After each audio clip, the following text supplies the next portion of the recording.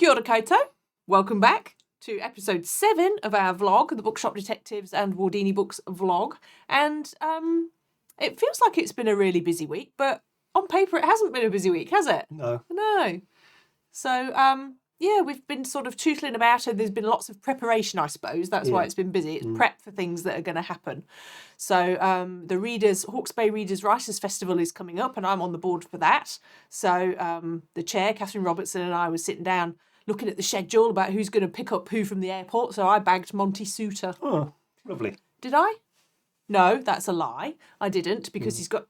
No, I did. So I bagged Monty Souter and Mrs. Souter. So I'm going to pick them up. I got it mixed up because Gavin Bishop's also coming in later on that day, but he's got a friend that lives in Havelock North who's going to pick him and his wife up. Okay. Yeah. So that's the bits of prep that we've been doing. Yeah. It's now a good time to tell the story about when you picked Chris Tse up from the airport. Oh, never is a good time to tell that story. Okay. I did not nearly kill the Poet Laureate. Okay. Because that's not what I heard. No. I heard you drove down the wrong side of the road and went over a speed bump at about 80. Oh, it wasn't 80. It was at a reasonable speed, but apart from that, it's true. Anyway. Moving on. So, yeah, 18th to 20th of October is the Readers Writers Festival. All writers will be safe in my car. Ish, yes. And we've been getting ready for our session. Yes. Or we've been prompted to get ready for our session. So the Bookshop Detectives are going to be in conversation with Catherine Robertson. And she emailed through and said, do you want to know what I'm going to ask you? And we said... No, No, we're happy. Go for your life. Surprise us with a question that we go, oh my word, we didn't think you were going to ask that. It'd be great, wouldn't it? Because we've done a lot of talking about our book. We have. And it's hard, isn't it? Because you end up getting in that pattern of saying the same things, almost in the same tone of voice. And you're like, I'm boring myself. But it's difficult because we've done a lot of events, but for the people at the event, it's the first time. But by the end of it, it's about the 15th time for us. So you sort of you end up listening to yourself and thinking, oh, am I boring? But you're not, because it's the first time they're hearing it. Yeah. But anyway, we're relying on Catherine to throw us some curveballs that we can knock out of the park. Speaking of which, this just reminded me of a lovely thing that happened. So Phil, who maybe Phyllis in the book is basically based on her a little bit. Phil, our lovely Dubliner, was on duty, and in the window at the moment we've got a pile of our Bookshop Detectives book and a little hurling stick and the slither, the ball that's used in camogie. And a chap came in who was Irish. I think he was, maybe I'm going to say Galway, I'm not quite sure, but he came in and went, what's with the hurling? That Kilkenny hurling stick in the window there. And I'm like, I'm going to put you on to Phil. And so then they just had this massive conversation, like you do when you come from a smallish country, about like who lives where and whose families migrated where. And so that was quite a lovely moment, actually. But that was it's funny what brings people into a shop, isn't it? Yeah. But it was the ball and the hurling stick. Yeah. And then you had a poetry event on Thursday. Yes, I did. So John Tarleton is a poet and visual artist, mixed media artist who lives in Napier, and he's released a book called Poems for Lola, and it's absolutely fascinating because these are love poems. Now, John is in his 70s now, I think, and his relationship with Lola, who's a real woman, ended a long time ago, and the poems are full of longing and very visceral now in the present, because as he's gone back and looked through the poems that he wrote at the time, it's brought it all back to him completely, and then he's written things that sort of bring his emotional connection to that relationship to an end. But he would not tell us any more about Lola than what was in the poems. We were trying to needle him. So do you still keep in touch with her? Is she in New Zealand? Is she in Australia? And he was like, not getting anything. So as a piece of art, that was quite interesting. This is my art. The rest of me is off limits. Which is quite interesting, isn't it? But yeah, beautiful poems. Is she in a mirror? Lola in the Mirror? No, that's a different book. Oh, okay. Yeah. I love that book. It is a beautiful book. Yeah. And you made Trent Dalton famous, didn't you? It's all down to you, isn't it? No. Not at all. But I think we did pick him, didn't we? When we first read Boy Swallows Universe, I'm like, oh, okay, this is something. This is something momentous. And we managed to grab him for a Facebook Live. He was very well known at the time, but probably nothing like what's happened to him since. No. Yeah, and I wonder how such a sweet person deals with that level of fame, actually, and that level of... You have to have quite a lot of energy to go and do what he does. Yeah. Hey. Yeah. I can remember like you reading it before, and we probably had an advanced copy before it even come out, and Yeah, I think we before did. anyone knew who Trent Dalton really was, certainly in this country probably, and you were going, this is going to win some awards, or it needs to win some awards. I clearly remember that. This was months before it released. And then it seemed to take ages, didn't it? Yeah, I guess just the awards cycle, it didn't win anything for ages, and then, I don't know, about 8 months later on, it started stepping up everything. So yeah, I think when you deservedly. buy... Probably. Oh God, yeah. When you buy a copy now, it's got all these like gold things on the front with all the many awards that book has won. So it was lovely, because I don't think Trent's got many hours in his day now, so we probably wouldn't be able to get him for an interview these days. But yeah, so that was lucky. But perhaps he'll watch this video and go, I remember Wardini books. I remember them. Let's do another thing with them. Yeah. I expect he will, probably. Yeah. Anyway. So what have you been... what else we had? We had Bookshop Day on Saturday, which we rather poorly didn't do a great deal for, but we've been so busy. That's my excuse. Yes, getting ready for all sorts of things about which one. But around the country, beautiful things going on in Bookshop. Like University Bookshop Otago put something out saying, go and buy a book from one of our friends in another independent bookshop. So there was a lot of collegiality and a lot of lovely things. And we've got some tote bags on sale with beautiful commemorative artwork by the Maori Mermaid. They're just absolutely gorgeous. And the same artist created Rebecca the Reading Tanafa. So there are a few colouring... there was a beautiful colouring sheet of Rebecca. So, yeah, we did some things, but we didn't just go hard out, that's all. And we feel slightly bad about it.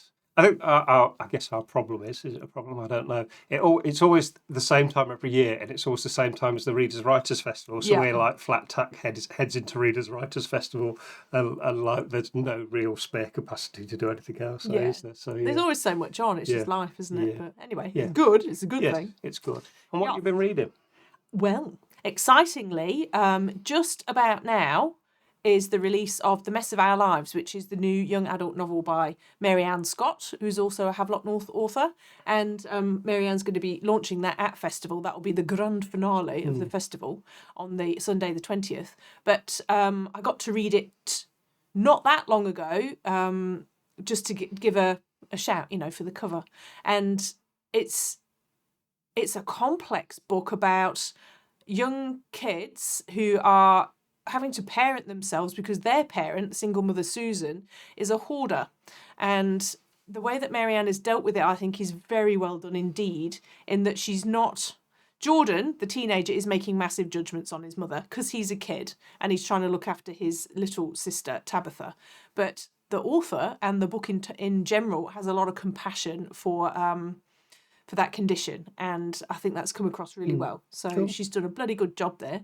And she said just recently, originally in her manuscript, sorry, Mary Ann, if you didn't want the world to know this, they're about to know, that there was a sex scene in it, but they actually took it out. And I feel a bit sorry for Jordan. Didn't get to do that. But anyway, fictional characters and their sex lives. Yeah. I've also been reading, sorry, I'm talking a lot, aren't I? Susie Ferguson's book. What's it called? Think Blood. Yes. We're going to flash that up on the screen when Gareth does the editing. It will appear in a book just about here with all the details. It's so good.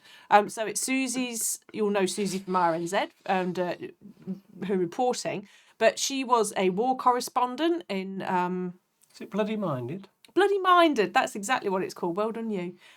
War correspondent. It starts with her growing up in Scotland, in Edinburgh, and going to study theatre and all the things that have happened in her amazing career, but it's also to do with women's fertility and endometriosis. That's a complicated word to say on a Sunday afternoon. And she just writes it in such a straightforward and accessible way that I think any woman and many men will be all the better for reading this book. Cool. So thank you, Susie. Excellent. Yeah. Big week ahead? Yes. Well, I haven't been reading much this week, but I have been writing. So when we sent our last draft off to our publisher, there was one chapter that evaded me time-wise. So I'd just written, this is what's going to happen in this surprise chapter. This is what's going to happen in it. And so I've actually written that now. So I did that this week. And then hopefully I'm going to do a bit more manuscript tweaking while we wait to get back what we need to change. So I haven't even read that chapter yet. No, you haven't. No, you're in for an absolute treat. I'm sure I am. The Virgin chapter. Yes. Yes. And yes, it is a big week ahead. We have got Di Morris's wonderful book, The Writing Desk. We are going to go and help her launch that on Monday. And then we've got Marcus Suzak. You may have heard us mention this. We've got a Facebook Live with Marcus Suzak on Tuesday, the 15th of October, 12 p.m. Mm-hmm. We will record it. Yes. For those of you who are actually doing work and stuff. Provided I press the right buttons. We might have to have a practice, eh? Yeah. And then, Wednesday. Wednesday. You can use words. Okay. We have Battle of the Book Clubs on Wednesday. It's sold out, so I'm afraid you're too late if you haven't got your team in there.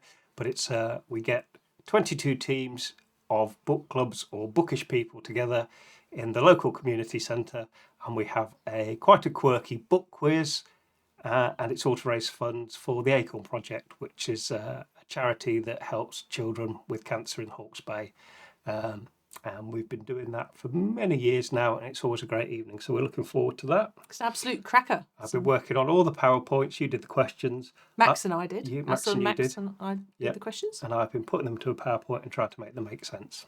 Oh, did they not make sense? Not all of them. How rude. How rude. Mm. Okay. Yeah. And then on Thursday, it's the Poetry Slam in Hastings. So that is, it's the Hawke's Bay Poetry Slam Championship, and then the winner, the Hawke's Bay Slam Champ, goes to the finals. I don't know where they are this year, actually. But, so that's always a brilliant night. And the Wardini staff, it's usually me, Phil and Amy, we go and do the scoring. Phil, a couple of years ago, came up with this very good sheet that makes us not get too confused. And there's a little bell that you ting if people go over time, and you very rarely have to use it, and you always feel terrible for tinging it while someone's in mid-flow. But the rules is the rules. The rules is the rules. So that's always a cracking night, actually. And then it's into festival. And we will have so much to tell you. So much to tell you next week. It will be an hour-long video. No, it won't. No, but it won't. For all the famous people that we've met and hung out with. We'll tell you all about it. It'll be great. And then before we leave, we'll just show you this, which is the summer reading guide that booksellers do. And you get a chance to personalise it to your bookshop with this bit at the front. But the bit that's really cool is they've used the graphics from our book for the cover, which is really cool. Stevie is the hero image. Stevie is the hero there. He's actually sat outside sulking. He wouldn't come in for treats. And he's just sat there sulking. He's on one a bit. And there's sort of more bookish bits inside, isn't there? Yeah. But anyway, we were delighted that. So thank you to, I think it was Renee at Booksellers New Zealand. I think it's probably down to her. Yeah.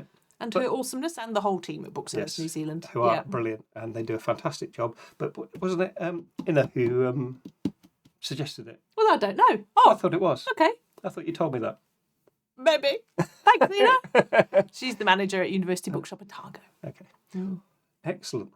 All right, we will be back next week. Might be a little bit later next week because we've got the festival finishes on the Sunday, and so we might not have time to record it on the Sunday. Yeah. And we'll have so much to talk about. So much to tell you. Awesome. Yeah. I might even try and get some video snippets from the festival. That's a good idea. And put them in.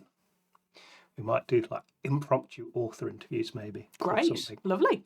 I probably won't because I forget. No, probably won't. But it's a nice idea, isn't it? Watch next week and find out if I do. Thanks, everyone. See you next time. Mā te wā. Mā te wā.